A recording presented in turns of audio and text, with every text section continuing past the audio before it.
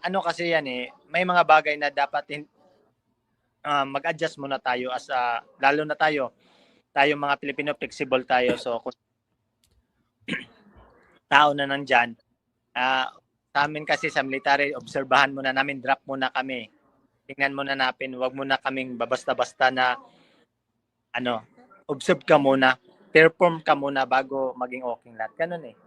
Minsan, yung mali ng iba eh, yun yung kadalasang mali ng mga hindi ko naman pero usually mga atleta na bahala gang sila, hindi nila inisip, oops, baka masisira ako dito. Observe muna, drop muna. Kahit sa hindi ka atleta, kahit sa normal person, huwag ko munang bibira agad. Huwag ka munang magmamayabang agad hindi mo alam yung niyabangan mo.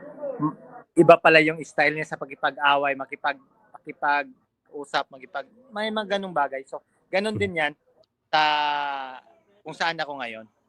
And I'm thankful that sila Governor Luis Chavichinson and Serek nandyan para sa amin.